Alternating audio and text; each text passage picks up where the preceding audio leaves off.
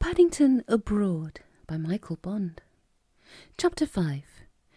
Paddington and the Pardon.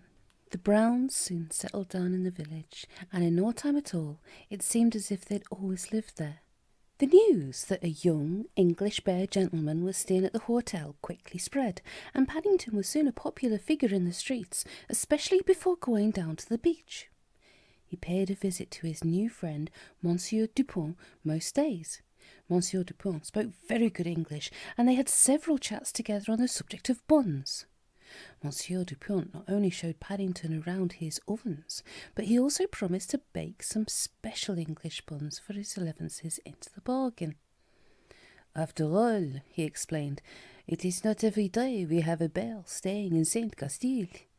And he put a notice in his shop window saying that in future special buns made to the recipe of a young English bear of quality would be on sale.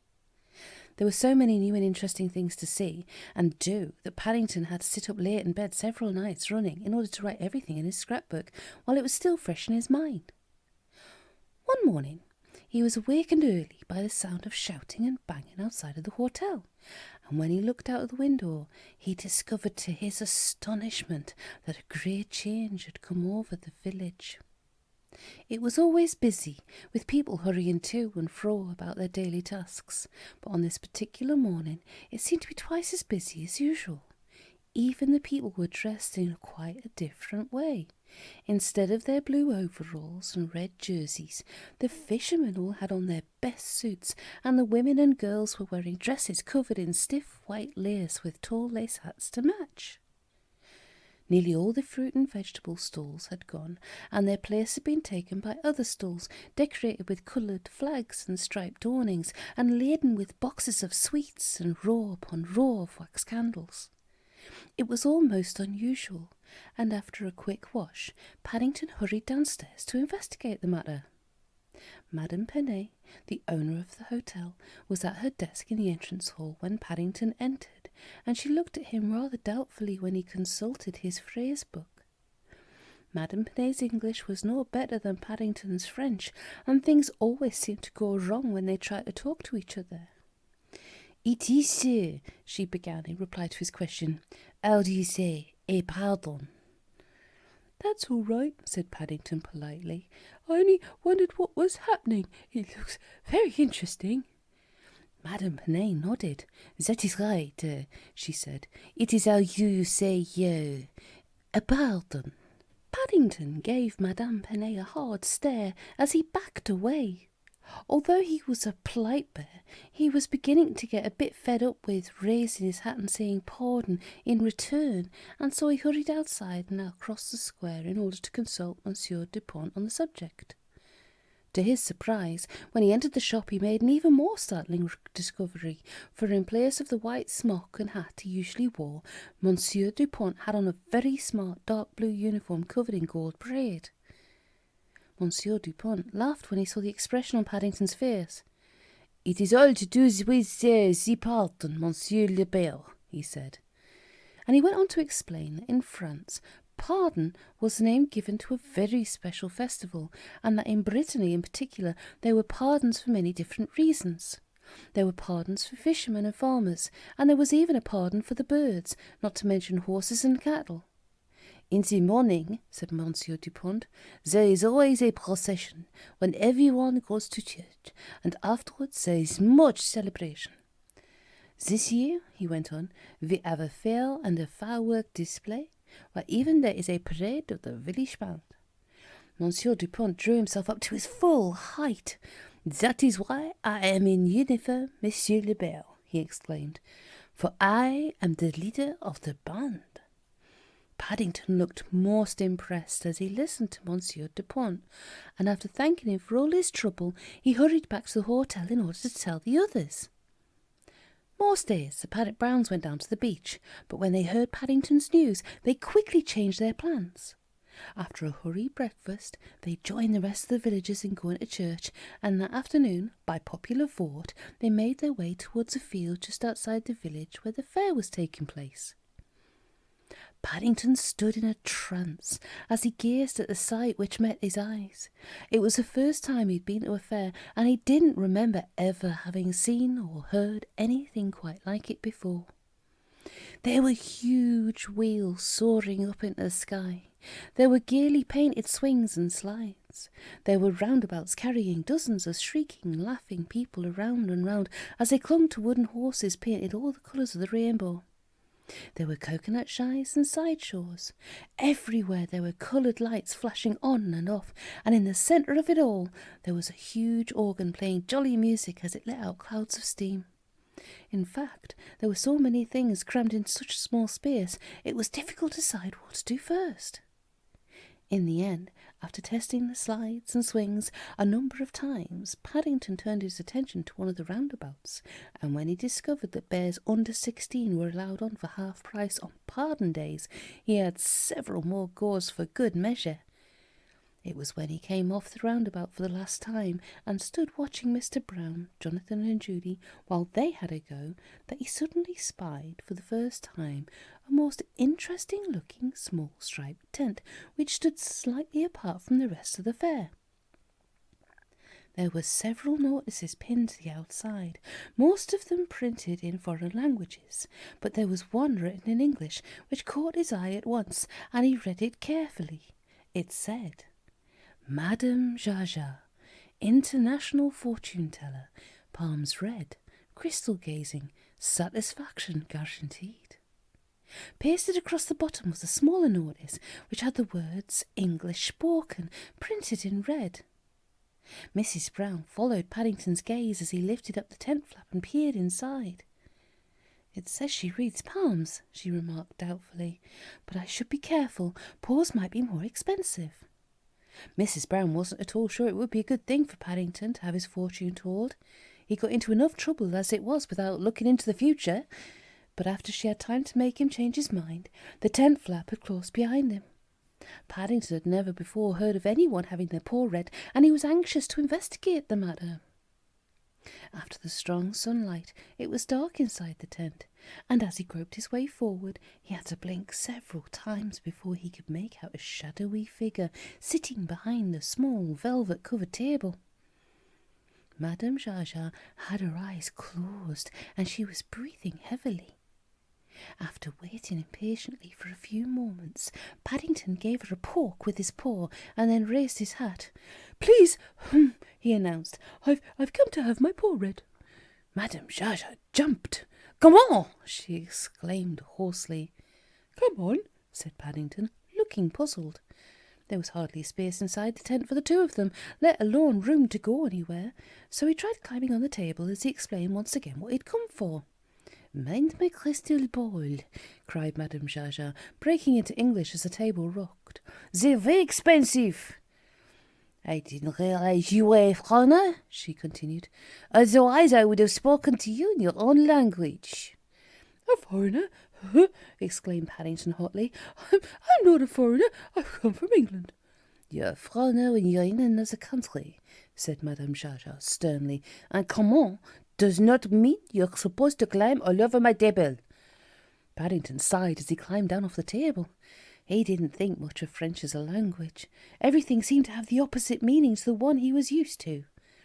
"Anyway, I don't usually do bells," said Madame Jaja cautiously. "But as you're on holiday, if you would like to cross my palm with silver, I will see what I can do to oblige." Paddington undid his suitcase and, taking out 10 pence, passed it over to Madame Jaja's outstretched hand before quickly putting it away again. Having his paw read was much cheaper than he expected. Madame Jaja gave Paddington a startled look. "You're supposed to stop halfway and drop it in," she exclaimed. Paddington gave Madame Jaja one of his special hard stares in return before he undid his suitcase once again and handed back the 10 pence. "I don't usually take foreign coins either," said Madame Jaja, biting the 10 pence to make sure it was good. "But it seems to be all right. Let me see your paw. I'll read the lines on that first." As Paddington held out his paw, Madame Jaja took it in her hand. After staring at it disbelievingly for a moment, she rubbed her eyes and then took a magnifying glass out of her pocket. "You seem to have a very long lifeline," she said, "even for a bear. I have never seen such a thick one before, and it runs the whole length of your paw." Paddington followed her gaze with interest. "I don't think it is a lifeline," he said. "I think it's an old marmalade chunk." "An old marmalade chunk," repeated Madame Jaja in a dazed voice. "That's right," said Paddington. "It got stuck on at breakfast, and I must have forgotten to wash it off." Madame Jaja passed a trembling hand across her brow. It seemed to be getting very hot inside the tent. "Well," she said, "I certainly can't read your paw if it's covered in old marmalade peel. I'm afraid you'll have to pay extra and have the crystal ball." Paddington looked at her suspiciously as he withdrew another 10 pence from his case. He was beginning to wish he hadn't thought of having his fortune told. Madame Jaja snatched the money from him and then drew the crystal ball towards her. "First, you must tell me when your birthday is," she said. "June and December," replied Paddington. "June and December?" repeated Madame Jaja. "But you can't have 2 birthdays. Nobody has more than one." "Bears do," said Paddington firmly. "Bears always have 2 birthdays." "Since that makes it more difficult," said Madame Jaja, "and I certainly cannot guarantee results." She waved her hands through the air several times and then stared hard at the ball. "It says you are going on a journey," she began in a strange, distant voice. "Quite soon." She looked up at Paddington and added hopefully, "I think you ought to start right away." "I'm going on a journey!" exclaimed Paddington, looking more surprised. "But I've only just been on one. I've come all the way from Windsor Gardens. Does it say where I'm going?" Madame Jaja consulted her glass once more, and as she did so, a crafty look came over her face. "No," she said, "but wherever it is, things will certainly go off with a bang." Madame Jaja had remembered the firework display that was due to take place that evening, and it seemed a very good answer to Paddington's question. But as she gazed at her crystal ball, a puzzled look gradually came over her face. After breathing on the glass, she gave it a polish with the end of her shawl. "I don't remember this ever happening before," she exclaimed excitedly. "I can see another bell." "I don't think there's another one," said Paddington, as he stood on his suitcase and peered over Madame Jaja's shoulder. "I think it's me, but I can't see anything else." Madame Jaja hastily covered the crystal ball with her shawl. "It is fading," she said crossly. "I think my path needs crossing again." "Again?" said Paddington suspiciously. "But it's only just been crossed." "Again," said Madame Jaja firmly. 10 pence does not last very long." Paddington looked very disappointed as he backed away from Madame Jaja, and he hurriedly dropped the tent flap before she could ask for any more money. The Browns were standing by the roundabout chatting with Monsieur Dupont when Paddington came out of the tent, and they looked up inquiringly as he hurried across to join them. "Well, dear," asked Mrs. Brown, "how did you get on?" "No, not very well, Mrs. Brown," said Paddington sadly. "It wasn't very good value. I think my lines must have been crossed." Monsieur Dupont raised his hands in sympathy. "Ah, Monsieur le Père," he exclaimed, "if only our troubles would be resolved by looking into a crystal ball, life would be very simple. I, too, would like to see into the future." Monsieur Dupont had a very worried look on his face, and he had just been explaining to the Browns all about a problem which had to do with the celebrations that evening. "Once a year," he said, as he repeated the story for Paddington's benefit, "we have a parade at the village band, and tonight of all nights the man who plays the big drum has been taken ill." "What a shame," said Mrs. Brown. "It must be very disappointing." "Can't you find anyone else?" asked Mr. Brown. Monsieur Dupont shook his head sadly. "They are all much too busy enjoying themselves at the fair," he said, "and already we are late for rehearsals." As he listened to the others talking, Paddington's eyes got larger and larger, and several times he looked over his shoulder at Madame Jarjar's tent as if he could hardly believe his ears. "Perhaps I could help, Mr. Dupont," he said excitedly when the baker had finished talking. "You, Monsieur le Bear?" said Monsieur Dupont, looking most surprised. "But what can you do?" Everyone listened with growing astonishment as Paddington explained about his fortune and how Madame Jarjar had said he would be going on a journey and that everything would go off with a bang. When he had finished, Monsieur Dupont stroked his chin thoughtfully. "It is certainly most strange," he said. "It is extraordinaire." Monsieur Dupont grew more and more enthusiastic as he considered the matter. "I've never heard before of a bear playing in a band," he said. "It would be a great attraction." The Browns exchanged glances. "I'm sure it's a very great honour," said Mrs. Brown doubtfully. "But is it wise?" "What is a band?" cried Monsieur Dupont, waving his hands dramatically in the air. "Without someone in the back who can go boom, boom, boom." The Browns were silent. There didn't seem to be any answers to Monsieur Dupont's question. "Oh, well," said Mr. Brown, "it's your band." "In that case," said Monsieur Dupont briskly, "the matter is settled." The Browns watched anxiously as Monsieur Dupont and Paddington hurried off to start their rehearsals. The idea of Paddington becoming a member of the village band gave rise to thoughts of all sorts of awful possibilities. But as the afternoon wore on, despite their first misgivings, they became quite excited at the idea, and by the time night fell and they settled themselves on a hotel balcony in readiness for the grand march past, even Mr. Brown kept repeating how much he was looking forward to it all. In the distance, they could hear the musicians tuning up their instruments, and several times there was a loud bang as Paddington tested his drum for the last time. "I only hope he doesn't make a mistake and ruin everything," said Mrs. Brown. "He's not really very musical." "If some of the banging that goes on at home is anything to go by," said Mrs. Bird, looking up from her knitting, "there's nothing to worry about." Suddenly, after a short pause, there was a great flurry of sound, and a cheer went up from the waiting villagers as the band, led by Monsieur Dupont, entered the square to the sound of a rousing march. Monsieur Dupont himself looked very impressive as he threw his stick in the air with a flourish and caught it with one hand as it came down. But the biggest cheer of all was reserved for Paddington as he came into view behind a very large drum. The news that the young English bear gentleman had stepped in at the last moment to save the day had quickly gone the rounds, and a large crowd had turned out to witness the event. Paddington felt most important when he heard the applause, and he waved his paws several times in acknowledgment in between hitting the drum, reserving a special wave for the Browns as he passed the hotel.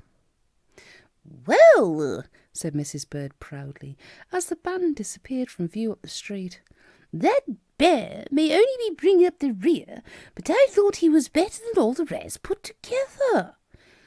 "I've managed to get some pictures," said Mr. Brown, lowering his camera, "but I'm afraid they're only back views." "You'll be able to get some front ones in a minute, Dad," said Jonathan. "I think they're on their way back." Mr. Brown hurriedly reloaded his camera as the sound of the music got louder again. Having finished off the first tune with a series of loud crashes, the band had broken into another march and was heading back towards the square. "Paddington doesn't seem quite so loud now," said Mrs. Brown as they settled back in their seats. "I hope he isn't having trouble with his sticks." "Perhaps his paws are getting tired," said Judy. "Crikey!" exclaimed Jonathan, jumping up as the band came into view again. "He isn't with them any more." "What's that?" exclaimed Mr. Brown, lowering his camera. "Not there? But he must be." The Browns peered anxiously over the edge of the balcony, and even Monsieur Dupont glanced over his shoulder several times before he brought the band to a halt in the middle of the square, but Paddington was nowhere to be seen. "That's funny," said Mr. Brown, cupping a hand to his ear as the music stopped. "I can still hear something." The others listened intently. The sound Mr. Brown had heard seemed to be coming from the far side of the village. It was getting fainter and fainter all the time, but it was definitely that of a drum. "Crumbs, I bet that's Paddington," said Judy. "He must have carried straight on by mistake when the others turned back." "We'd better go after him then," said Mr. Brown urgently. "There's no knowing where he might end up." The Browns began to look worried as the full meaning of the situation sank in. Even Paddington himself, had he been in a position to see what was going on, would have agreed that things looked rather bleak. But as it was, he plodded on his way, blissfully unaware of the turn of events. All in all, what with the fair and the band rehearsal, he had spent a most enjoyable day. But now that the first excitement of the march past was over, he was beginning to wish it would soon come to an end. To start with, the drum was much too large and heavy for his liking, and having short legs made it difficult to keep in step. The drum was strapped to his front, and during rehearsals he had been able to rest it on his suitcase, but now he was on the march, it was much higher, and he couldn't even begin to see over the top. Apart from having no idea where he was, it was getting very hot inside his duffel coat, and the jogging had made the hood fall over his ears so that he couldn't hear the other musicians. Monsieur Dupont had taken great pains to explain how important an instrument the drum was, and that even when the band stopped playing, it still had to be banged so the others could keep in step. But as far as Paddington could make out, for the past 5 minutes it had all been drum and no band, and he was beginning to get a bit fed up. The farther along the road he went, the heavier it became, and to add to his troubles, as his knees began to sag under the weight, the duffel coat hood fell completely over his head and stayed there. Just as he was trying to make up his mind whether or not to call out for help, matters were suddenly decided for him. One moment he was plodding along the road, the next moment his foot met nothing but air. In fact, he hardly had time to let out a gasp of surprise before everything seemed to turn upside down, and before he knew where he was, he found himself lying on his back with what seemed like a ton weight on top of him. Paddington lay where he was for some moments, gasping for breath, before he cautiously pulled back his duffel coat hood and peered out. To his surprise, neither Monsieur Dupont nor the rest of the band were anywhere in sight. In fact, the only things he could see at all were the moon and the stars in the sky above him. Worse still, when he tried to get up again, he found he couldn't, for the drum was resting on his stomach, and try as he might, he could not move it. Paddington let out a deep sigh as he lay back in the road. "Oh dear," he said, addressing the world in general. "I'm in trouble again." "What a good thing you kept on banging the drum," said Mrs. Brown thankfully. "You might have stayed there all night." It was some while later, and everyone had gathered in the hotel lounge in order to hear Paddington's explanations of the evening's events and how he had come to be rescued. Monsieur Dupont, in particular, was very relieved to see Paddington again, for he felt responsible for the whole affair. "I think I must have put my paw in a pothole by mistake, Mrs. Brown," said Paddington. "Then I couldn't get up again because the drum was on top of me." Mrs. Brown wanted to ask Paddington why he hadn't tried undoing the straps, but she tactfully kept silent. As it was, far too many people were talking at once, and quite a crowd had collected in order to congratulate Paddington and Monsieur Dupont on their march past. In any case, Paddington was much too busy with his own problems, and from a distance it looked as if he was trying to turn himself inside out. "It's all right, Mrs. Brown," said hurriedly when he saw her look of concern. I was only testing the lines on my paw." "Well, I hope you found something interesting after all that," said Mrs. Bird. "It looked most uncomfortable." I'm not sure," said Paddington hopefully, "but it looked like a firework." Said Mrs. Bird darkly as a sudden whoosh came from outside, and the first rocket of the evening lit up the sky. "It sounds suspiciously like a bear's wishful thinking to me." But her words fell on deaf ears, for Paddington had already disappeared outside, closely followed by Jonathan and Judy, with Mr. Brown and Monsieur Dupont bringing up the rear. Paddington liked fireworks, and now that he had recovered from his adventure with the drum, he was looking forward to the evening display.